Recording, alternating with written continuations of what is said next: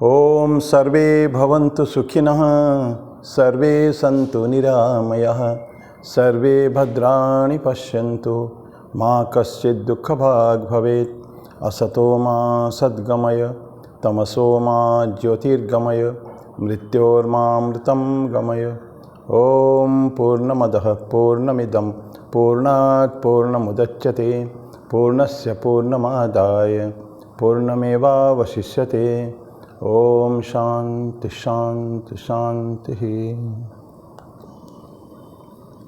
भगवान श्री रामकृष्ण देव, जगत जननी माँ शारदा जी और स्वामी जी को प्रणाम अर्पित करता हूँ।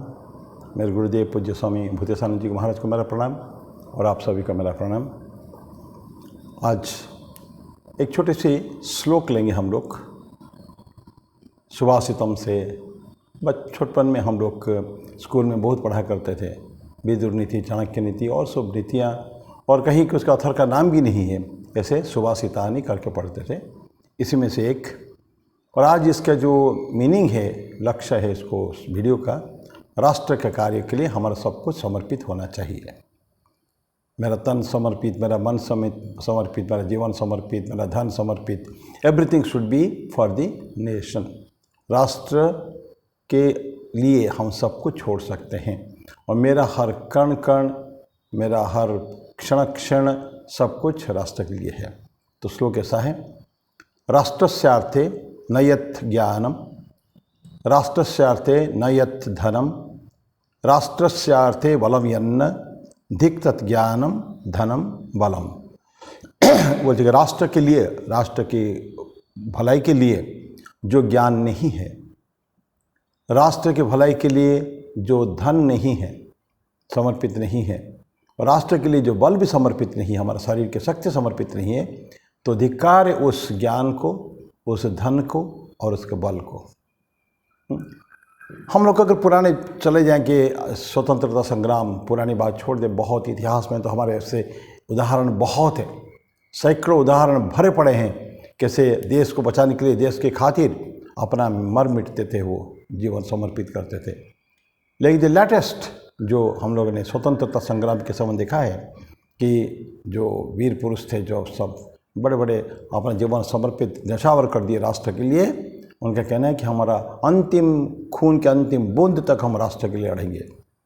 हमारे ज्ञान का एक एक जो भी हम उपार्जित किए हैं ज्ञान, ये सब ज्ञान भी किसके लिए है? राष्ट्र के लिए है। मैं अगर करूँगा तो मेरे देश के लिए करूँगा, बाहर के लिए नहीं करूँगा, ऐसे एक जुनून होना चाहिए। और मेरा धन भी, प्रत्येक एक एक पैसा, एक एक रुपया ये राष्ट्र के लिए जाना चाहिए, मेरा अपने लिए कुछ भी नहीं है। ईश्वर ने दिया है, इस राष्ट्र के कारण मुझे उसको मिला है, तो इस राष्ट्र के कारण ही खर्च भी हो जाना चाहिए। तो पहले बोलते हैं कि राष्ट्रस्य अर्थे न यत् ज्ञानम, जो ज्ञान राष्ट्र के लिए नहीं है, वो ज्ञान को धिक्कार है। अभी 2-3 दिन पहले मैंने एक वीडियो सुना, बहुत सुंदर वीडियो। भागलपुर में एक लड़का है, 19 साल का लड़का, उसका नाम है गोपाल, बिहार के भागलपुर। ब्रिलियंट बॉय, ब्रिलियंट, कितने इन्वेंशंस उसके नाम पे भी हो चुके हैं। 19 साल का लड़का है। 14 साल की उम्र का जब था, उसको the youngest scientist of India के अवार्ड मिला था। वो एक हर साल गवर्नमेंट का होता है, एक साइंटिस्ट को ले सेमिनार वगैरह होते हैं, सिंपोजिया होता है, यहाँ भी हम लोग के यहाँ कॉलेज में होते हैं। तो वहाँ 14 वर्ष वयस में गोपाल को यंगेस्ट साइंटिस्ट अवार्ड मिला था। उसके बाद उसके NIF अहमदाबाद में शायद नेशनल इन्वेंशंस फाउंडेशन ऐसा कुछ है, वहाँ उसको भेजा गया था। वहाँ रहा, वहाँ रह के बहुत सारे इन्वेंशन उसके नाम है, वैरायटी ऑफ फील्ड में, कोई एक फील्ड में नहीं है। क्या उसका दिमाग, शार्प दिमाग है। दुर्भाग्य है कि हम भारतवर्ष में, हमारे मीडिया ये सब को छाप नहीं रहे हैं। हमको ये सब बहुत अच्छे अच्छे समाचार है जो देश की खातिर जो है, जो बहुत मूल्यवान समाचार जो है, ये हमको कभी नहीं मिलेगा। हमको सिनेमा लाइन का मिल सकते हैं, या चोरी डकैती का मिल सकता है, लेकिन ये सब समाचार खूब कम मिला करते हैं हमको।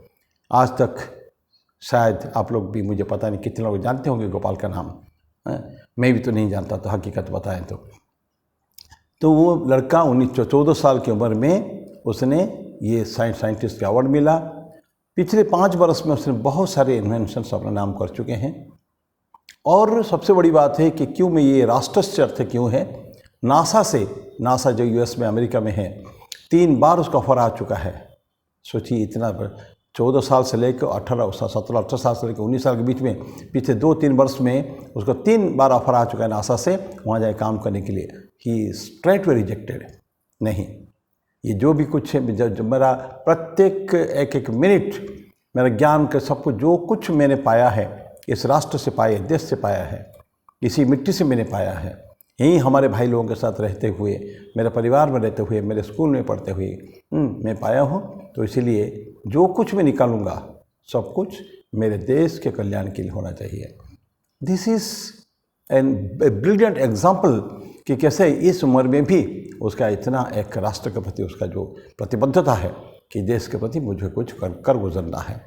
तो ये गोपाल की कहानी आप कभी सर्च करिएगा, गूगल सर्च आपको मिल जाएगा, भागलपुर के गोपाल। तो ये ज्ञान। और पहले हम देखे हैं स्वतंत्रता संग्राम के समय में कितने एक से एक महाज्ञानी व्यक्ति थे, लेकिन उनका काम क्या था? राष्ट्र के लिए। चाहे चक्रवर्ती राजगोपालाचारी कहिए, चाहे तिलक जी कहिए, चाहे गोखले जी कहिए, कितने बड़े बड़े स्वामी जी की बात तो हम छोड़ देते हैं, वो तो महाप्रेरक थे। बड़े बड़े स्वतंत्रता सेनानियों को, संग्रामियों को उन्होंने प्रोत्साहित किया। ज़्यादातर जो संग्रामी हैं वो स्वामी जी से ही प्रोत्साहन पाते थे। तो ऐसे क्या उनका जो ज्ञान है, उनकी जो बुद्धि है, वो बुद्धि किसके नाम से लगा रहे हैं? राष्ट्र के नाम से। तो राष्ट्राय स्वाहा राष्ट्राय इदम नमः। ये मेरा कुछ इसमें नहीं है, सब कुछ स्वाहा है, सब कुछ नमः है, सब कुछ समर्पित है, सब कुछ राष्ट्र के श्री चरणों में। तो ये राष्ट्र स्वार्थे नयत ज्ञानम, राष्ट्र स्वार्थे नयत धनम। धन बहुत है, लेकिन वो धन के काम किस काम से आना चाहिए? एंजॉयमेंट, अयासी, भोगविलासिता? नहीं, ये तो साधारण व्यक्ति करता है। एक सेठ लोग जो है होते हैं जिनके पास पैसा है, न्यू रिच जो होते हैं, जिनको अहंकार, धन का अहंकार है, मैंने बहुत कमाया है। धनम ये एक मद है, अहंकार है। धन भी एक अहंकार है।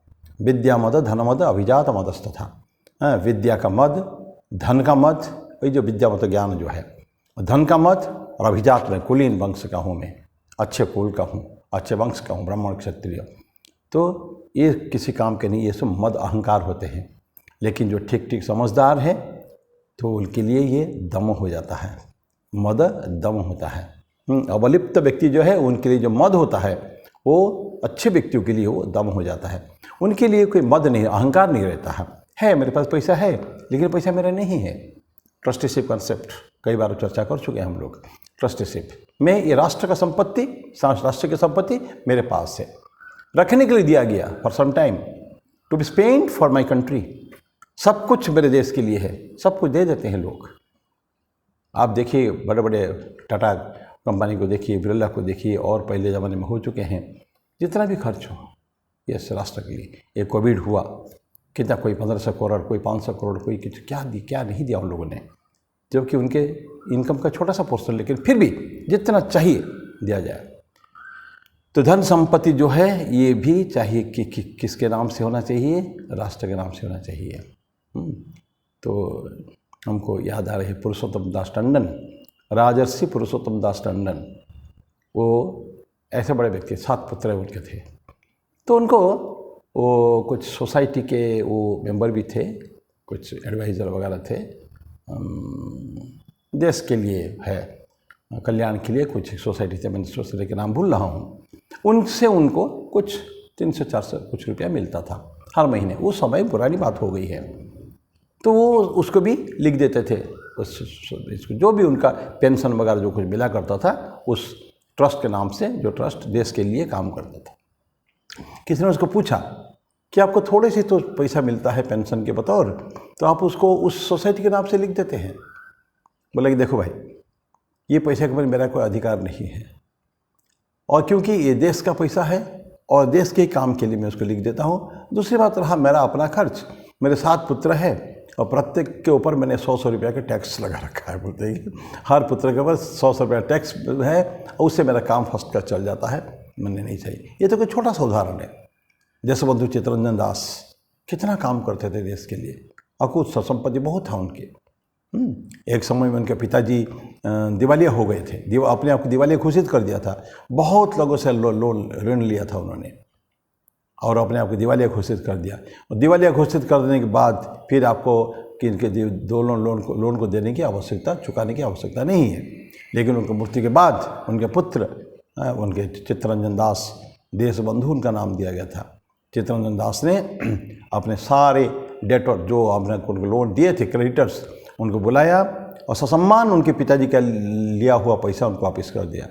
किसी ने उनको बोला, उनके फ्रेंड ने, देखो दास बाबू, चित्तरंजन बाबू, आपके पिताजी तो अपने आप को दिवालिया बैंकक्रप्ट घोषित कर दिया था, आपको पैसे देने की ज़रूरत नहीं थी। बोले कि ये तो एक लीगल प्रोसीजर था, लेकिन मैं जानता हूँ कि मेरे पिताजी ऐसे ऐसे लोगों से अपनी आवश्यकता के समय में पैसे लिए हैं और मेरा पुत्र के नाते मेरा कर्तव्य है कि मैं ये पैसा को उनको चुका दूँ करके उन्होंने चुका दिया था सारे पैसा। तो ऐसे अनंत बहुत उदाहरण है। सब कुछ अपना छोड़कर राष्ट्र के लिए सब कुछ समर्पित कर दिया था, अपने घर बार सब कुछ।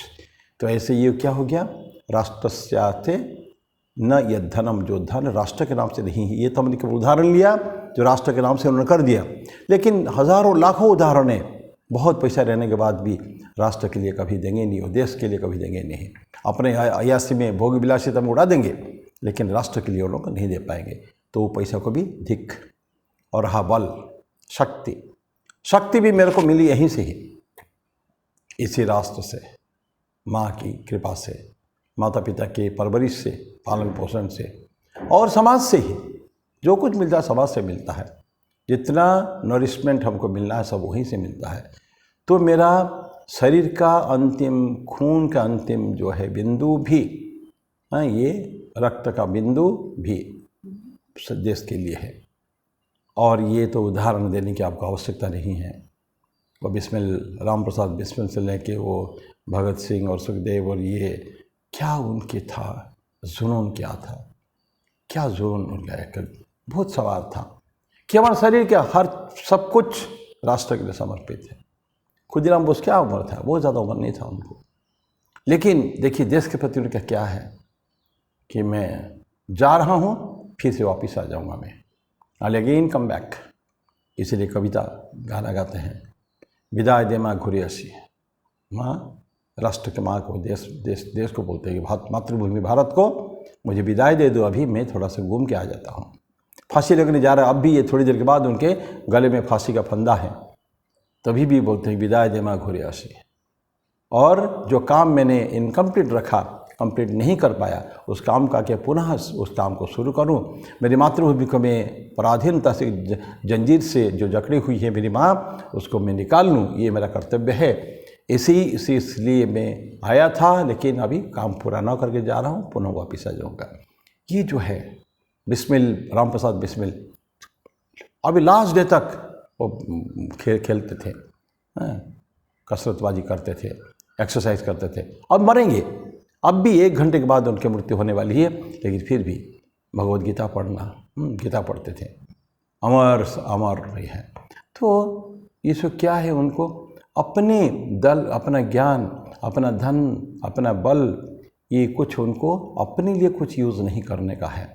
ये जो कसरत कर रहा हूँ, या जो पैसा कमा रहा हूँ, या जो ज्ञान का वर्धन मेरा हो रहा है, ये सब के सब समर्पित होंगे राष्ट्र के श्री चरणों में, मातृभूमि की भारत माता के श्री चरणों में। उन्हीं के ही पूजा यहाँ हो रही है, जिसके हर जगह स्वामी जी ने बोला था साउथ में एक लेक्चर में, सब मद्रास में, कि हर जगह उसके पैर है, हर जगह उसके हाथ है, हर जगह उसकी आँखें हैं। तो ऐसे भारत माता की जागृत देवी की पूजा हमको करना है। उसी के लिए ये मेरा ज्ञान, मेरा धन, मेरा बल सबको समर्पित है। तो ये आज का ये राष्ट्र के लिए है। तो हम लोग सभी को भी ऐसा एक लेना है कसम जैसा कि मेरा जो कुछ संपत्ति है, फिजिकल, फिनेंशियल, इकोनॉमिकल, मेंटल, जो कुछ शक्ति है, ये सब कुछ मेरे देश के लिए है। तो मैं आज इस बात को समाप्त करता हूँ। तो पुनः फिर अगले बुधवार को फिर कुछ छोटे से वीडियो के साथ मिलेंगे। तब तक के लिए मैं ओम शांति शांति शांति। हरि ओम तत्सत। श्री राम कृष्णार्पणमस्तु।